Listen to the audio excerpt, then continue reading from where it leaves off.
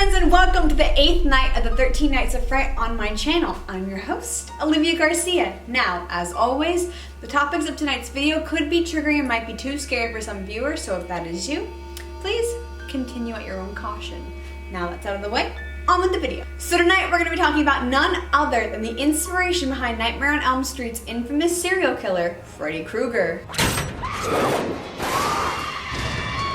I remember when the remake of this movie came out, I loved this movie so much and it terrified the shit out of me, but it was still a really good movie, so if you haven't watched it, go watch it. It's said that Freddy Krueger's character was actually based upon a real-life serial killer who lived in Cincinnati, Ohio back in the late 1800s. According to police files from the time, Mr. Krueger apparently murdered 20 children within a 3-mile radius from where he lived. It's said that he lived inside of an abandoned factory where he would take his victims to the boiler room and murder them with a gardening claw. Eventually, he did get caught and was found to be clinically insane. They then took him to Kings Park Psychiatric Hospital where he lived out the rest of his life before dying in his sleep at the age of 72. And to this day, it's said that his ghost still haunts the Kings Park Hospital. Now, while this story does sound very convincing, it's actually all made up. In fact, it was just a funny Facebook post that went viral a couple of years ago.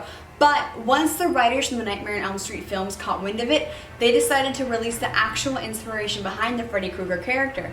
In fact, Wes Craven, the director of the Nightmare on Elm Street films, came out and said that the inspiration behind Freddy Krueger's character actually came from an old news story he read in the paper about a family who had just escaped from Cambodia with their small son. Unfortunately, their son suffered from an extreme case of PTSD, which came in the form of night terrors. The boy's PTSD was so bad that he told his parents he was terrified of sleeping because the monster in his dream was going to get him.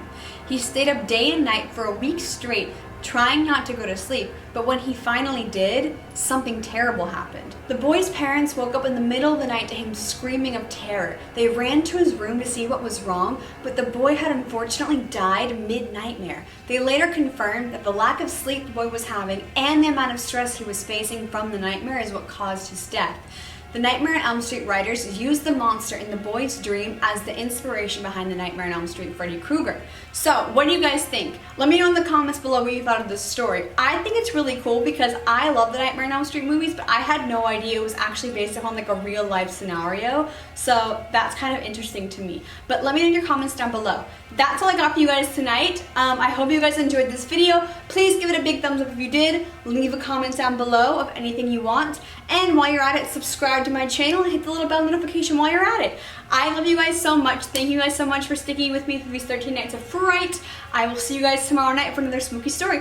Peace out. Bye! It's still extremely hot and I am actually sweating, so I need to get like a fan in here pronto.